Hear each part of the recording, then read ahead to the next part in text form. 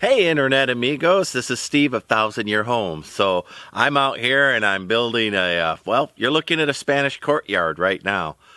Admittedly, there's not much courtyard. So I know I love the same shows y'all do where somebody says, $2 million budget and they take a French abandoned chateau and in 15 minutes you watch them restore it. That's not what this is. This is a build journal of this one guy slugging it out, doing an off-grid build, a nice Santa Fe mission-style house using some couple of shipping containers right here. That's one. And since it's in a Spanish mission revival style, Santa Fe style, that's Mesquite Grove. I cleared out, but I'm heading it towards a Spanish mission-style courtyard. And what does every Spanish courtyard need? A fountain. So, I'm not the most trendy guy, but I'm pretty sure my mama would have watched me, God rest her soul. So I happened to be out perusing the Craigslist, finding out what's going on in the world, looking at free stuff and all that good stuff. And I ran into somebody who wanted to get rid of their old fountain because they're doing some remodeling. Well, sign me up. It was like, I don't know, let's say a $20,000 fountain for $50 or something like that. I don't know how old it is. It could be 100 years old. There's no history on it. It came with the house. The house was a 100-year house. So, but they wanted it gone. And I saw it sit on Craigslist for about a week. And I thought, that price on there is just too cheap. I thought it was a con. And then I saw it after a week, and I was heading to Austin, Texas, the land of, getting rid of the old, building the new. They're going to turn it into Dallas before they're done. And but I showed up, and darn if that fountain wasn't for real. Now, it was all set up, and there's another video I'll link in the corners. You could watch it after this one of me picking up that and dismantling it. So I said, I'll bring my backhoe, and I'll dig it out. And they said, no, you can't bring any heavy equipment. And even if you could get it in the yard, we've got pecan trees we don't want you driving over, squishing the roots, and maybe peeling my pecan trees. Now, I'll say this much. They're not full of malarkey. I know guys in construction say, just put a barrier around the tree. It'll be okay. No, I've seen with my own eyes. If you run over the roots of an ancient tree and you compact it, it won't die that year. It won't die the next year, but you have sealed its fate. Given it 5-6 years, and everybody could, as a 200-year-old tree, it was going to die anyway. I don't know. But I do know that I've seen with my own eyes, you cannot compact roots on an ancient tree. You got to leave them be. So I respected that wish, and they told me I had to demolish a 6-foot-tall, 2,000-pound fountain with a stone chisel and my own brawn. And I did it, and I brought it back. One other good strong point about me is I'm good about using something as soon as I get it.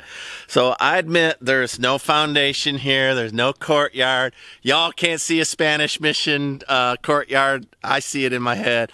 But I am going to put that fountain around this stump to protect me from tripping over the stump and also protect the fountain. I don't want to pile it up in a corner and let the moisture get it. Once I get it set up, then I'll Thompson water seal it and protect it. So I'm pretty excited. It's all in there, and my truck is riding low. So I don't know what that is, but that truck is 1.5 tons, right? I think I'm running towards a ton worth of stuff in there just from that. So it'll take me a while to put it together. I'll set up the camera in the corner. Y'all can watch me.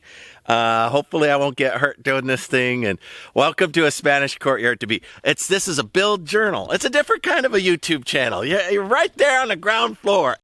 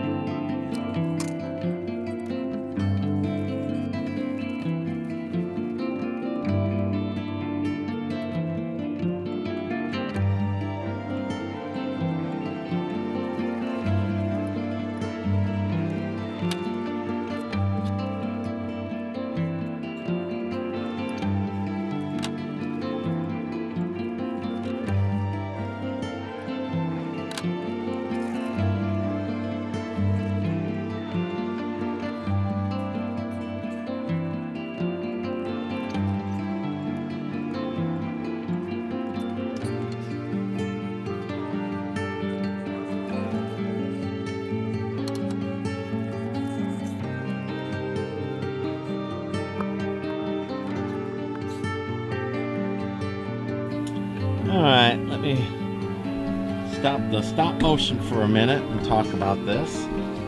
So every bit of 100, way over 100. I'm going to get my fork truck to put that up. Now what I did is I made that level, even though it's temporary. When I'm done, I'm going to drive a rebar down through there, so if, you know, the horse bumps it, or, you know, I don't want it to fall over. It is obviously doesn't have a finished base, obviously may move. You know, this is a centerpiece of a courtyard that does not exist, but I did make sure this is level. My idea of running a rebar down through there, I used, you can't see it, but I can see all the way through. So once I stack it up, I'll get that in there. I'm not planning to put water in it until, a future date. So I might put a little water for the birds in a bowl up in there, and then some bird seed. That would be it. But, I want to avoid breaking it during the winter. So the nicks, the scratches, the dings, the dents, I only did one small chip on it so far, and it's on one of the base places. So all of the nicks that are there are pre-existing, part of the charm and character. So, but I got to, I found those along the side of the road. They're just junk. Somebody had them along the curb, and they have some staples in them. But, you know, they're pine 1x6s, 10 foot long or 8 foot long. What a waste to just throw that stuff out. I'll use it for forms. I mean, everything I'm doing here is out of cedar. I have my own sawmill, so, but, you know, it still was a heck of a thing to find there. So let me get this fired up and put this wood away, and then come back and jockey around the that bowl, because it's too heavy for a man all by himself.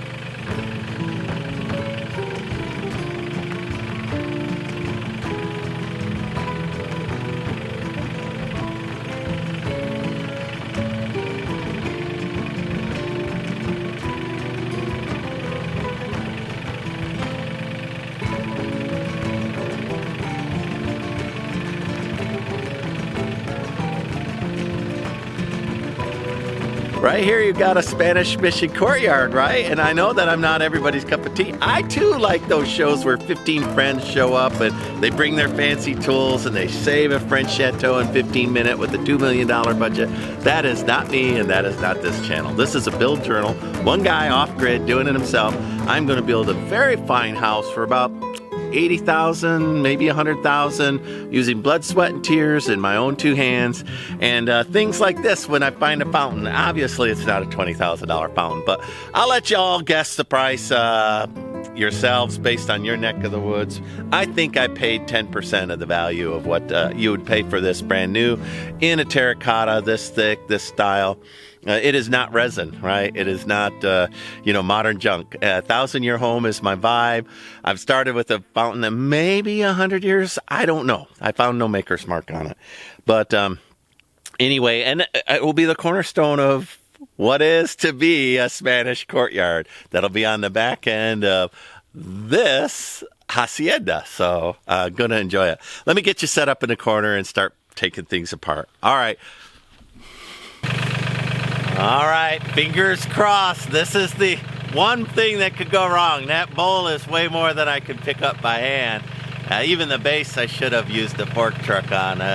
But let's put this on there and see how I do. All y'all, if I'm gonna pump it, knock it over, holler, all right? Everybody holler.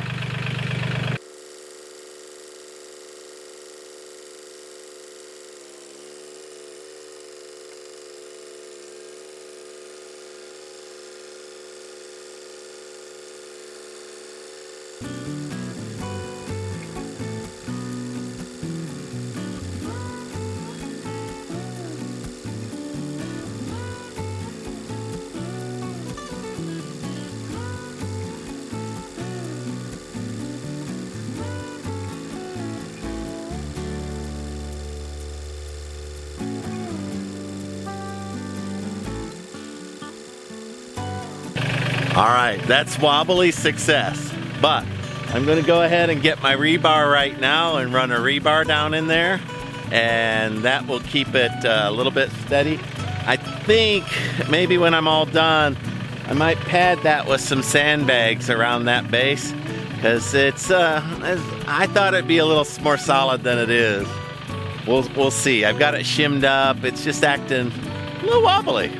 All right, let me put in some rebar before I get rid of that fork truck. Now I've got 2 more tiers to go up, so at a certain point I might call it if it's not rock solid on that bottom, and take it apart, make a better base, and stack it back up. But I do want it stacked up. I don't want it propped in a corner to be, I don't know, ice broken, damaged, harmed. I want it safe.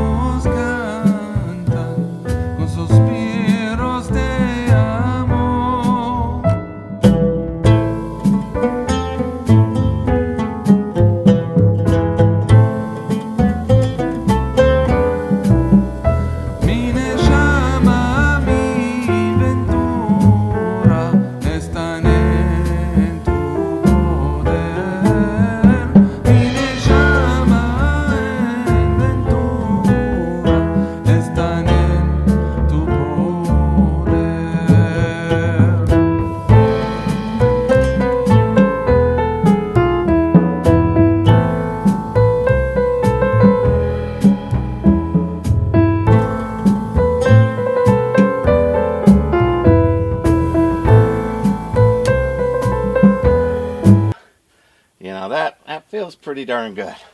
Let's keep building.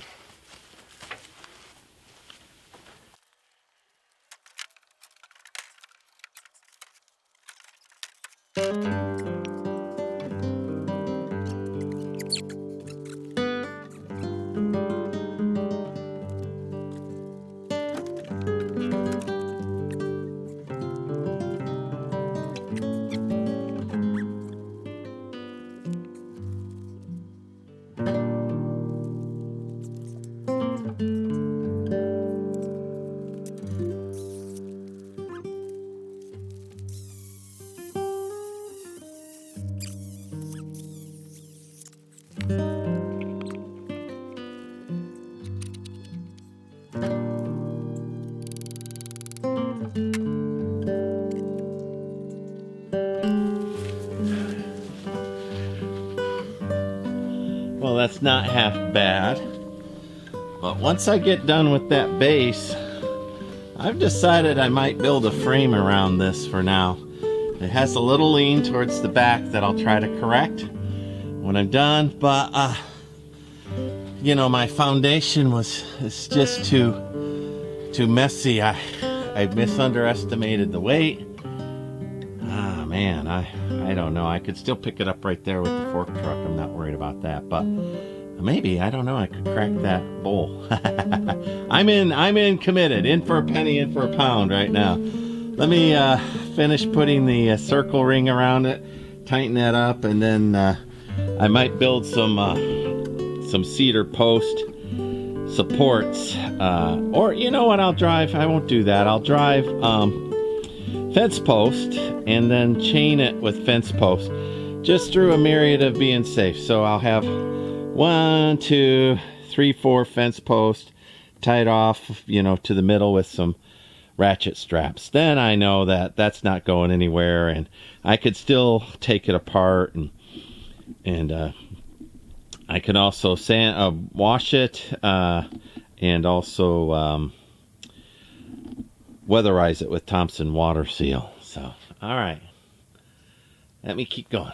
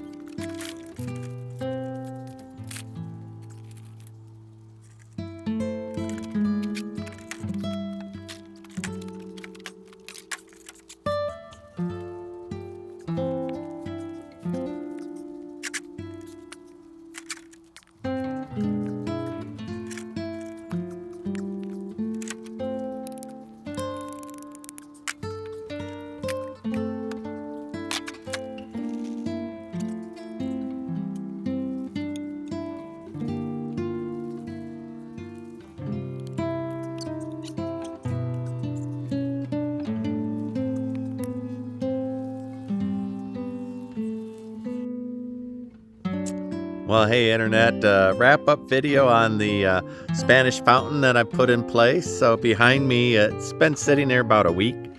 I've been watching it. I've been on and off the farm. I've got a couple of rebar in there supporting it, and I went ahead and put plastic on the top just to keep the lightning from striking it. Let me rotate, and we'll look at this together. So I do want some opinion here, and originally I talked about power washing this, but that kind of patina people pay money for. and I think it would be a darn shame if I power washed that. But there you go, y'all seeing what I'm seeing. Let me know, put down in the comments. I've got time. I'm not going to do anything right away. So put in the comments if you think I should power wash it. Now, this thing, I'm going to have to chisel out all the cement around there, and you know, I've got time to do that and re-cement it and make it a fountain. I do want to make it a live fountain. I like this height better than where it was. In the courtyard that I rescued it from, it was up on a raised pedestal, and it deceived the height. By you standing here with it at its base, you truly feel the 7-footness of it. But when it was up on a pedestal, I got to be honest, it felt a little small. So, but it is not small, and you know, I've got some rebar in there. I re-leveled it, so it's pretty solid. The only thing I might do is get some plastic bags and fill them with dirt and put them around the base to further compress that base and prevent, you know, we get some big winds out here. But could not be happier with the work. It is level now, and that made all the world's difference. But I will get something around there. I talked about in the video of, you know, putting some posts around here and support. But I'm going to be honest, I'm getting a lot of enjoyment out of this thing. You know, I'm living in that little pop-up trailer while I build. So this is a tough bit of business for me. But, you know, having a moment where I could step out and, you know, catch a vision. Like I'll go in the Connex and take a look at the vision. It's hugely important to keep me motivated and moving forward. So I decided I don't want to put supports in here. I will put the additional sandbags around the bottom and call that a day. But I really like just coming out and seeing it the way it is. With the circle around there, I'm not worried about the horses brushing against it. And I think that'll be real good. All right, so this is Steve, A Thousand Year Home. So do put your ideas in there. I am interested in other people's opinions, especially if you've had a fountain this big and you're like, hey, Steve, you really ought to put that up. You know, it is on a cedar stump and there is cement pads holding it up and then rebar down in there, which caught a root of the stump and they're pounded in. So I'm feeling pretty good about it, but I'd feel pretty bad if it fall over. So let me know in the comments. In the meanwhile, this is Steve of Thousand Year Homes. My thing is building a modern home using ancient materials laminated to create a house that's 1,000 years. And if indeed this fountain behind me is 150 years old, I look back at those plats and those houses were skid row houses, for lack of a better word, in 1825. Just, you know, your pre-Civil War shacks is all they were. And then somebody bought them up in 1870, converted them to real more than, you know, the blacksmith's dens that they were or whatever they were, pioneer shacks, and converted them into real homes. So if it were that old, that's 200 years old. 200 years old, 20% of the way to 1,000. I don't think so. I get the feeling that this is out of the 50s. Maybe, but I have no reason to, you know, I'm pulling that out of nowhere. But it felt like a 50s, 60s, 70s thing where somebody's trying to make a statement. But certainly if the woman put up an empire kind style house and the first of her kind, um, of that house kind in Austin, and it was a statement piece, and it represented the best of middle class architecture of that era. So she spent a little bit of money, and when she put in the staircase going up, that made the newspaper in Austin. So it was la-di-da, 2-story house going up in Austin. So, but nonetheless, it had to go, and it would have all gone into the, it would have gone in a landfill.